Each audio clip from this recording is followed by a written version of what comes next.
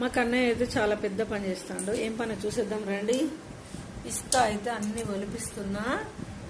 ఇదిగోండి కాజు, గుమ్మడి గింజలు, తర్బుజ గింజలు, హాఫ్ కేజీ అయితే బాదం నానేసి పొట్టు తీస్తున్నా. దీన్ని అయితే పొట్టు తీసిన తర్వాత మంచిగా వేంపి అప్పుడు మనం మిక్సీ పట్టేద్దాం. రోజు పిల్లల్లోకి ఒక స్పూన్ పాలలో ఇవ్వడానికి అయితే ఇలా చేస్తున్నాం అన్నట్టు. ఇవైతే సన్ఫ్లవర్ తెలుసు కదండి విత్తనాలు. ఇవైతే సపరేట్గా వేయించి మిక్సీ పడతా. ఇవి వేపుళ్ళలోకి చాలా బాగుంటుంది, కూరలలోకి వేయడానికి, ఇంకా పాలలో వేయడానికి కూడా. ఇదైతే సపరేట్ మిక్సీ పడుతున్నా హాఫ్ కేజీ. ఇంకా వాల్నట్స్ కూడా మనం చక్కగా దూరగా వేయించి ఇప్పుడు మనమైతే మిక్సీ పట్టిద్దాం ఫ్రెండ్స్.